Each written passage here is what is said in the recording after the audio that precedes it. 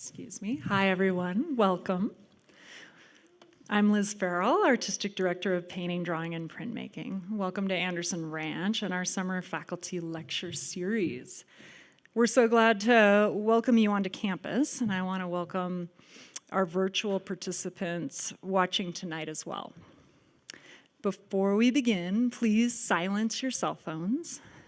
Tonight, we'll hear from two artists back to back. And following their lectures, we'll hold a Q&A to give folks the chance to ask questions. To begin, Anderson Ranch would like to acknowledge that our campus resides on the traditional ancestral territory of the Ute people, who've called the Roaring Fork Valley and beyond home for over 800 years. Through our mission to promote a wide range of arts, cultures, and voices, we commit to partner with and honor the indigenous ancestors and residents of this sacred land where we learn, work, and create. And now it's an honor to introduce Christine Tien Wang. Christine received her MFA in painting from UCLA. Solo exhibition venues include Night Galerie, Nagel, Draxler, Cologne, and Berlin. She's in the collection of Los Angeles County Museum of Art and the Groeninghe Art Collection in Belgium. She's Associate Professor of Painting and Drawing at California College of the Art in San Francisco. This is her first time at the ranch teaching. We're really happy to have her here. And so please join me in welcoming Christine.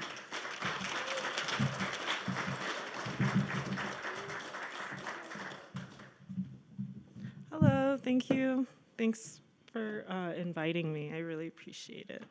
And also, I just feel really grateful and lucky because there's a lot of people who helped me like either 20 years ago or 10 years ago or like 2 days ago. So I'm really grateful. Okay, so I'm gonna start my timer. I'm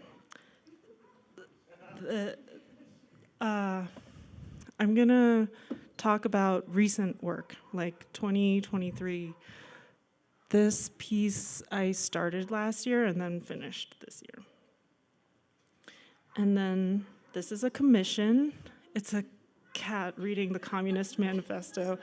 It's 36 by 36 inches. Okay, so Nagel Draxler took my work to Art Brussels this spring. Can you hear me okay? Do I have to like go into, okay. This is the installation. This is Merkel telling Trump something. We don't know. But the magic of memes is that the signifiers are all shifting, right? Like just because there's a label, then the person's body becomes my body telling me I need to drink water. It's very fluid. Oh, this is a process photo. So when I use the projector, I use oil paint and I color in the darkest spots first, and that helps me like distinguish between shapes and colors and stuff like that.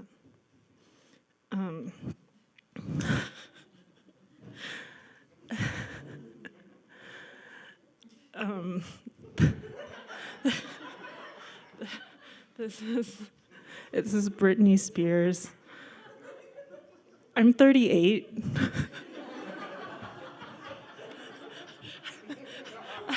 I think this meme really dates me. This is in process, right? So like when I turn the projector off, that's kind of the level of the paint it's at, and I mask all the letters, and yeah. Sorry.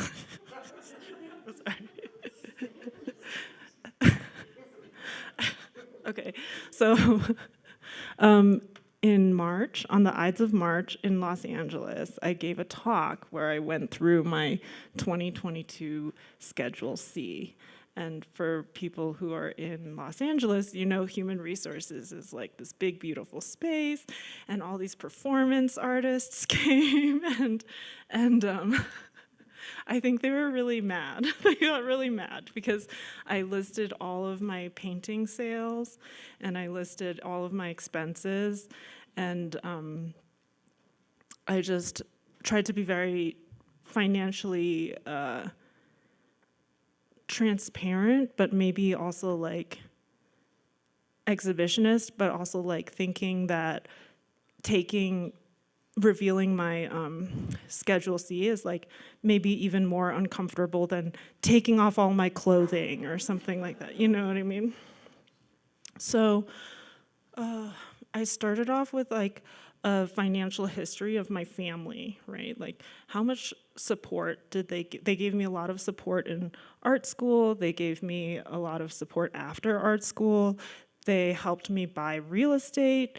They helped me, you know, a lot, right? And I just said this to my performance artist audience. and yeah. And I not only read, but I also like teaching decolonization is not a metaphor, because it really helped me understand how my parents interacted with American culture, right? So in this beautiful quote from Decolonization as a Metaphor, it says that people of color who are brought into the settler colonial nation state also enter the triad of relations between settler, native, slave.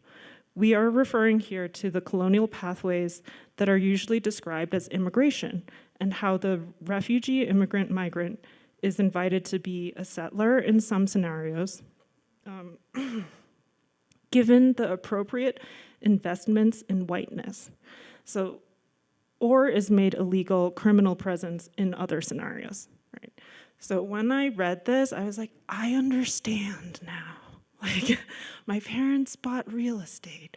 They got good jobs. They are on the highest income bracket. Like, I understand how class has been so integral to my understanding of race and my experience in America. So, covered that.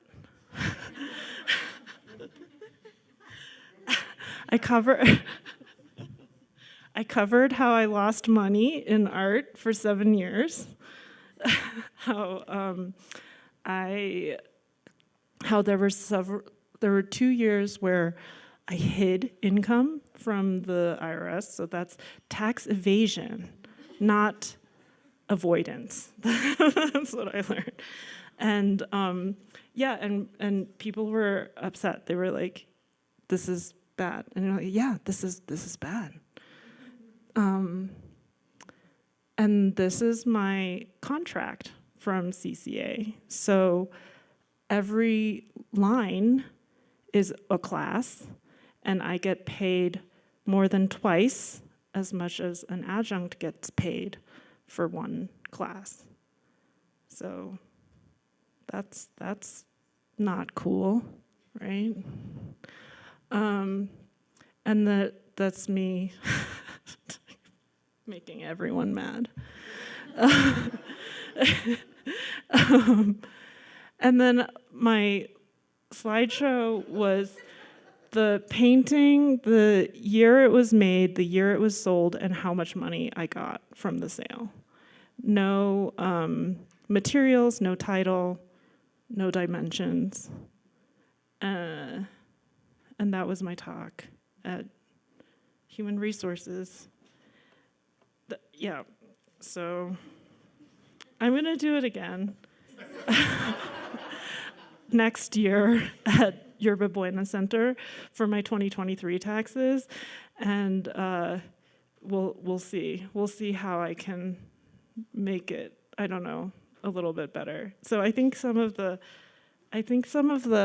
criticism was like, why are you doing this? What are you trying to change? How does transparency even change anything? And then I think there was also envy, like, which is totally understandable. There's like this kind of like, you said that you were going to be exhibitionist, but then, and you showed us your 1099s, but you didn't tell us how much your husband makes. You know, so it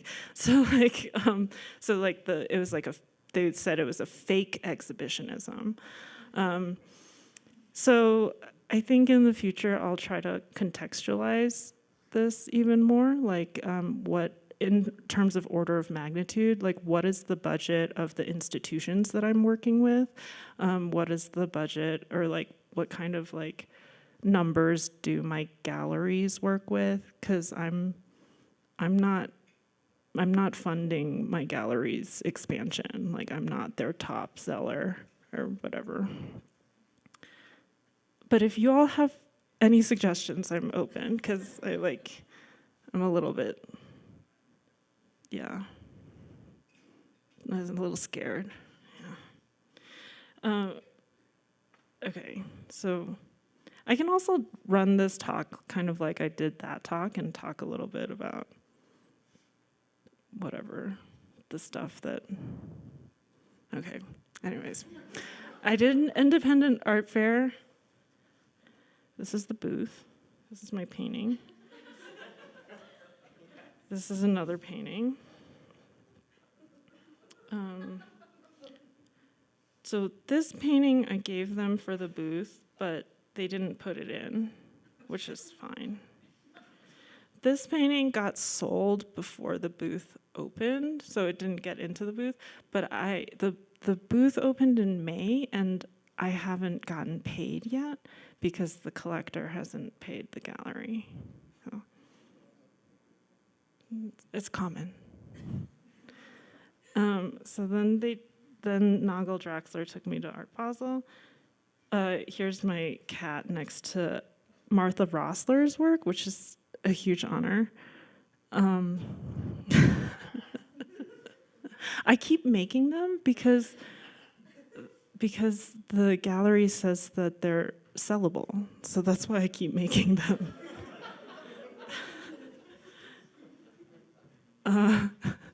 So I made this painting. And this painting is 6 foot long, and they did not put this in the booth. They didn't. This painting is a recontextualized porn meme, and there's a whole category of that. There's an installation view.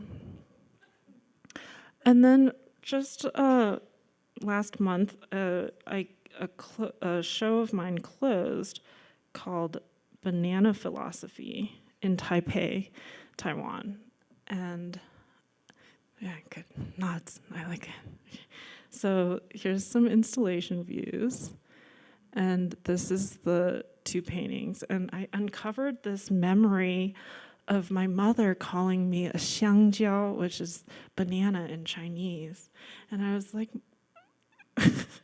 thinking back, like, that's not nice. Like, why would my mom call me a banana? She's like, well, it's because you're yellow on the outside and white on the inside. You know a banana?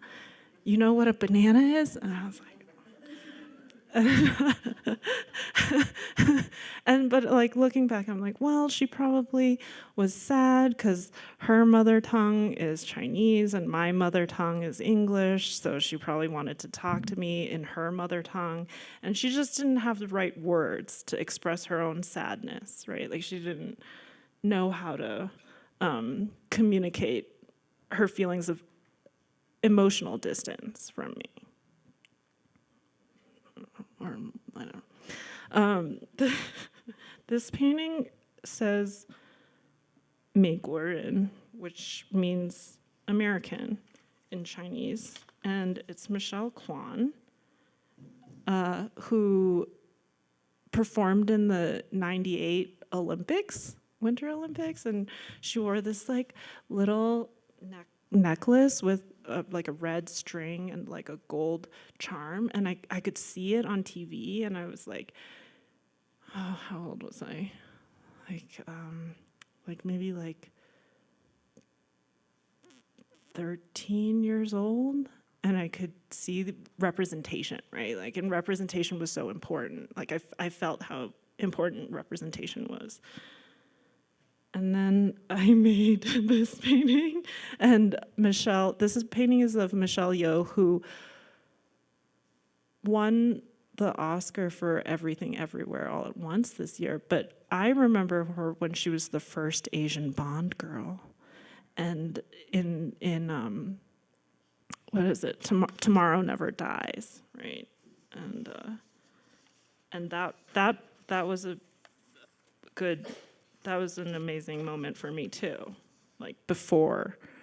Everything Everywhere All at Once is beautiful, but Tomorrow Never Dies is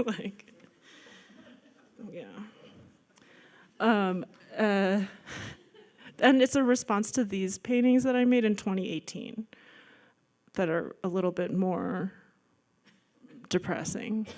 Yeah. And it was the Me Too movement. I made a painting of Harvey Weinstein. It didn't sell.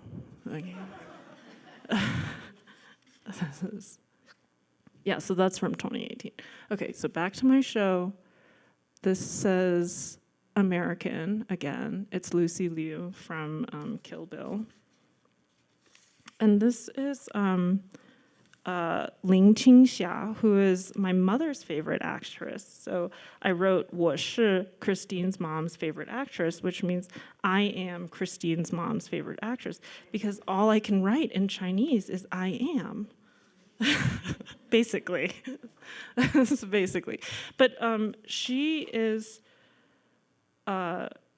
she's only 1 year older than my mom. So I tried to think about how pop culture influences my understanding of femininity or beauty, and then how pop culture influenced my mother's understanding of her own image, how she presents in the world. And then this painting is, this one's the most political, because on the left-hand side is love of country in traditional Chinese script. It's used in Taiwan, Macau, Hong Kong. And on the right side, it's love of country in simplified Chinese, which is used in mainland and Singapore. So basically, in Taiwan, if you can't use simplified. If you use simplified, you're a mainlander and you're trying to take over the country, right? So for me to put both scripts or both ways of writing in one painting is to present the viewer with a double bind, right? How do they express love of country? The image is from Gong Li in Raise the Red Lantern. It's if you've ever seen the film, she basically goes crazy at the end. She's the fourth concubine. It's a beautiful movie, but she's in a double bind situation in the sense that no matter how she expresses herself, she's going to be completely oppressed, right? And she's a prisoner in this compound. I didn't know what this painting meant until a couple months ago. My cousin saw it, and she's immigrated from Taiwan to Ottawa, and she has 2 kids, and she has to pick what Chinese school to put her kids into. Is she gonna pick simplified Chinese school for her kids, or is she gonna pick traditional Chinese school for her kids? And she picked simplified Chinese, and she told her parents, my auntie and uncle, and she was like, "Oh, I thought they would be mad." And then my auntie and uncle were, "No, we want our grandkids to know the more useful language, the more useful way of writing that more 1 billion people use," right? So, but that's a double bind situation, right? Because for her kids, either they learn the quote unquote more useful language, or they lose a part of their Taiwanese heritage, right? It's a lose-lose situation. So that's what this painting is bringing up for her, which I was just really grateful for that story. And like, yeah. Okay, and then this is this is a self-portrait. It's my Chinese name, Wang Tian.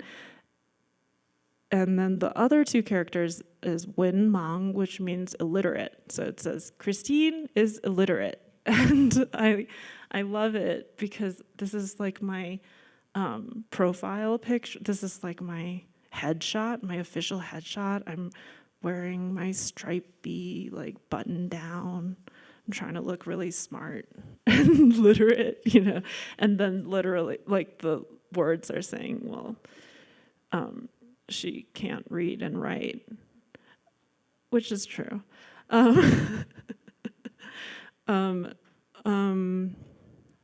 Yeah, and I just remember going to Chinese school for like Sundays, like years and years and years, and not really learning anything.